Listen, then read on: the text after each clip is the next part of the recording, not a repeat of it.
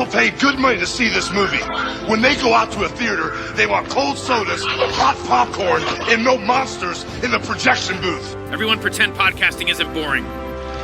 Turn it off.75歳以上の高齢者に死を選ぶ権利を認め支援する制度、通称プラン75が今日の国会で可決されました。政府に求める国民の声が高まっていました。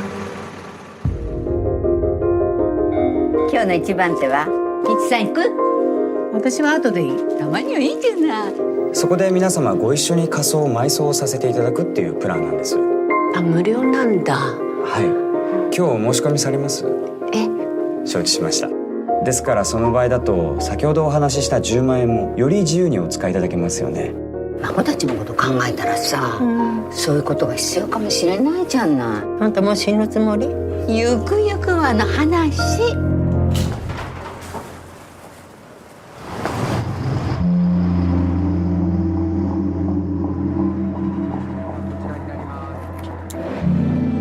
短い間ではございますが、どうぞよろしくお願いします。何かご質問があれば。どうしてあったらいけないのかしら。情が移って心変わりしないようにっていうことじゃないですか。子供がいたって寂しいもんよ。寂しいだけが人生だ。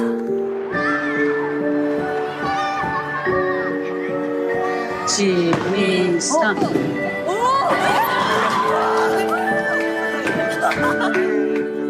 万が一お気持ちが変わられたらいつでも中止できます。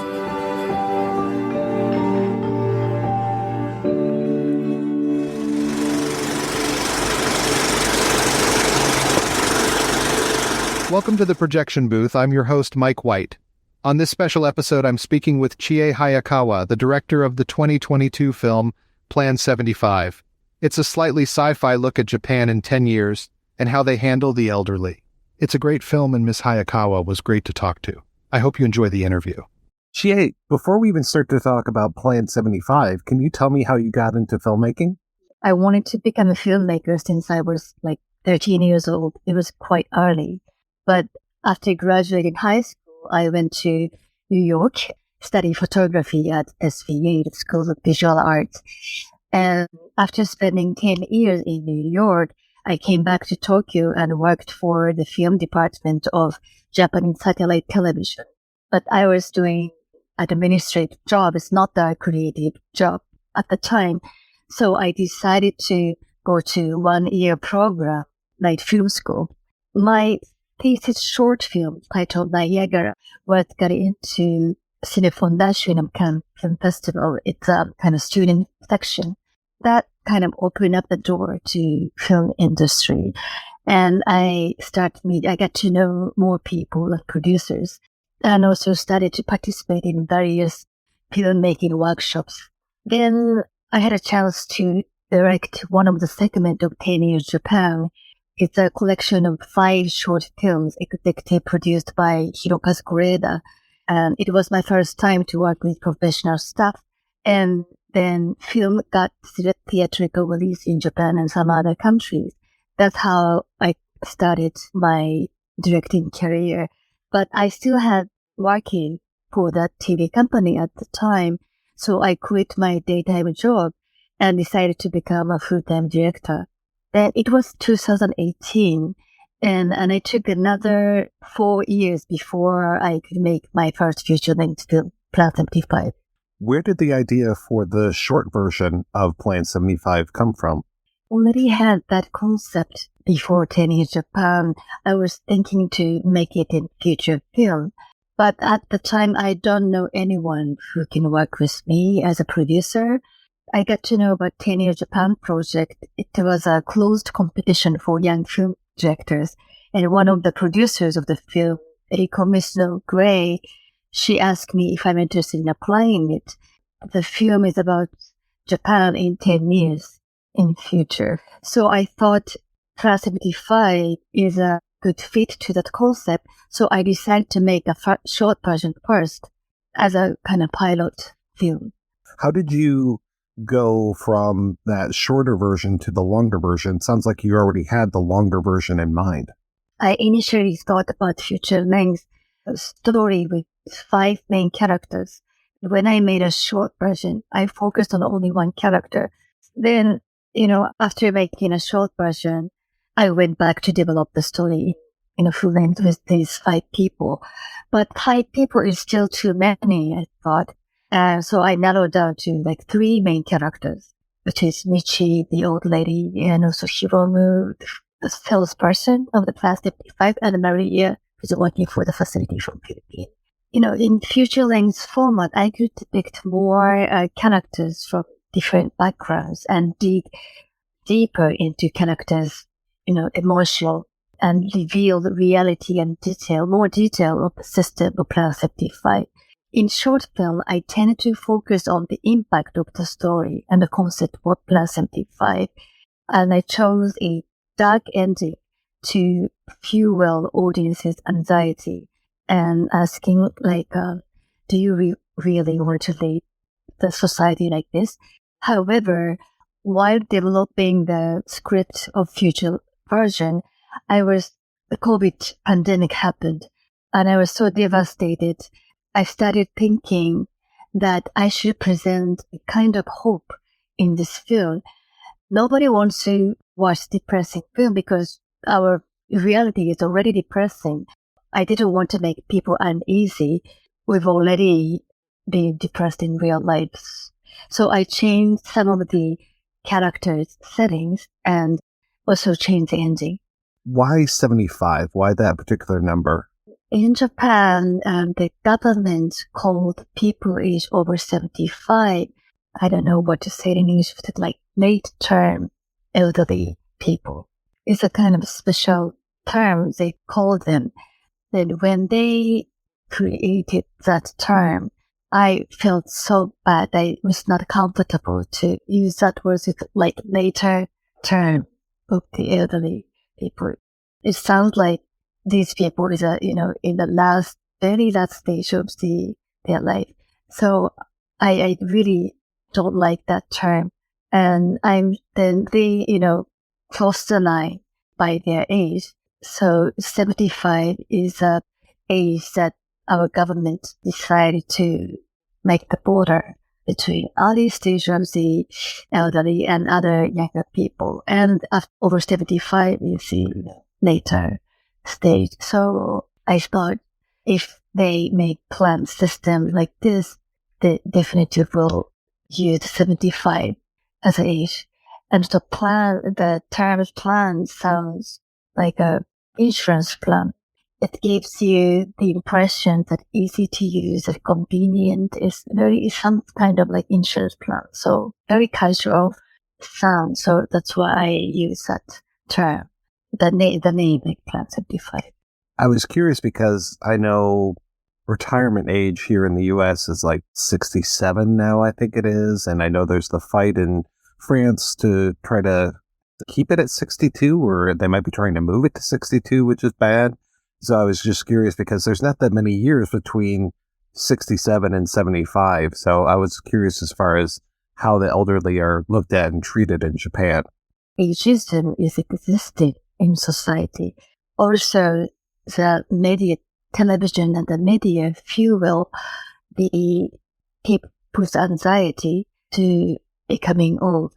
We might lose health, we might get sick, and we might become dementia. If we don't have family, we might have to die at home alone and nobody will find us. Something like that, There's so many anxiety and fear we have about being old. I think it's kind of national phobia for Japanese to becoming old. Back then, when I was a child, being old is a good thing. We are thinking it was thought that it's a thing to live longer, and we respect the elderly. We have respect to the elderly, but now a lot of people think that elderly people could be a burden to society. And elderly people themselves, they feel themselves that they could be a burden to society or family. So they wanted to die before they become a burden to anyone. So that kind of thinking is, becoming more than obvious now. That's why if government make the Plan 75, a lot of people will accept it, will agree it. In fact, after release of this film, there's so many people said, we want this system, we want this option. Yeah, so many people, say that. It's understandable. Not because they want to get rid of the elderly, but they won't have that option for themselves because they worry so much about being old. Is assisted suicide illegal in Japan? It's not allowed. Illegal. But not more and more people discuss about it. They want to have assisted suicide, especially when they get older. As you can tell, that this film is not like pro or con euthanasia. I didn't want to be judgmental about that issue. And also, I didn't want to blame the people who take the choice. To avoid the judgmental attitude, I think I took the kind of documentary approach, just observing what's happening in the society. And I wanted to leave that audience how they feel, how they react to that situation. Can you tell me about your co-writer, Jason Gray? Jason, he is a partner of Eiko Mizuno. Both of them are producers of Plan 75. And basically, he gave me advices on structure and analytical feedback throughout the process of writing. And he has a good eye on how to build a structure and emotional arc of the characters. Also, he helped me find a kind of premise of this film. And Jason and Eiko and me, like three of us working to develop the script for about 4 years. And it sounds like you did that a lot during the pandemic. We studied, actually, 2019 is right before pandemic happened. Then it went through all the pandemic years. So that experience changed a lot when writing the story, the direction of the film. Can you tell me about your cast? They seem amazing. Chie Hayakawa, who played the protagonist, she is a legendary actress and singer in Japan. And it's kind of rare that, that famous actress plays working for, a first-time director like me. And she's been working for mostly like studio films for many years. So it was almost like a miracle for me that she accepted this role. And working with her was really amazing experience for me. I was struck with wonder when I watched her performance during the shoot. And her presence broadened the range of audience. So the film was a smash hit at the box office in Japan.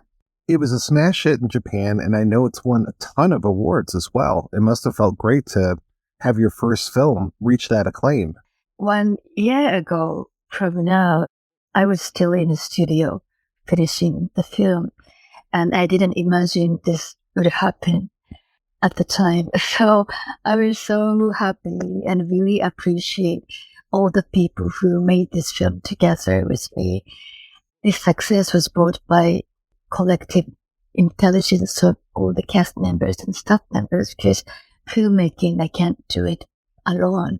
So I truly appreciate it. And also this success, I believe that will help me to next film. I'm very happy about it. What were some of the biggest challenges making your first film, though? I went to film school only 1 year, and I had only like basic knowledge. I've never worked on set for other directors. So I had almost like no experience on set. I didn't really know what exactly a director do on set, how to direct, when, in what timing to give the, direction to actors. I didn't know the process. And so it took some days till I get used to that environment. But everybody knows I'm the first time director, so they try to help me and they try to teach me what to do. And also they gave me a lot of idea. And in fact, I think it was good that there was a rule that everyone can speak their idea freely and be more creative. So I think it was good for the film. I know a lot of first-time directors get a lot of help and guidance from their cinematographer. Who was your cinematographer on this? Cinematographer is Hideho Urata. He's a Japanese based in Singapore. He is working for many first-time directors in Singapore and other countries. So I can say that he's a mentor of my filmmaking. He's so helpful, but he is not the person who tries to control the director, but that he really listened. He tried to understand what I really wanted to do. He was really great cinematographer and also great mentor for me. I was very lucky to work with him. What were some of the best things you remember about working on the film? We filmed the last scene at Michi looking at the sunset. It was cloudy in the morning. We worried that we might not be able to film the sunset on the day, and there was no extra day to shoot because we are working on tight budget. We didn't have extra filming date. And then when we finished at Michi's apartment scene in the afternoon, we headed to the location to film the last scene. It was still cloudy, no sun at all. But like 30 minutes before we arrived, the clouds started to clear away slowly, but we still have nice clouds around, so we could get perfect sunset. And, the sky was perfect. Chie Kobayashi's performance was perfect. She was perfect. So we all surrounded Chie Kobayashi from her back, listening to her song. And it was like a miraculous moment, and I will never forget. We don't have any cloud at all. It looks totally different. So we felt that, there is a miracle happened on that day. What was it like going to Cannes with the film? Of course, it was amazing. Like my first festival experience was Cannes when I was, student. It's not exactly student, but when I went to student section. But it was 2014, so it's about 8 years ago. And that's where I met producer Eiko in that year. And she was working for another film. But I met her in that Cannes in 2014. But after 8 years, I made my feature film with her, and we all went back to the same festival. So it was a pretty nice experience. And also, this film was it was an international co-production of Japan, France, and Philippines. But we've never been able to get together in person because of the COVID. We always talk on over Zoom. It was the first time in Cannes where we all get together and see in person finally. So it was a really, really amazing time. What are you working on now? What's next for you? Because South 75 is very, social issue oriented film. So I wanted to do totally different things next. I wanted to make more personal story based on my childhood. It's going to be about a teenage girl who faces up to dying father. It's all inspired my childhood experience. Thank you so much for your time today. I really appreciate this, and I wish you the best of luck in your future endeavors. You too. Thank you very much. I enjoyed a lot. Thank you so much.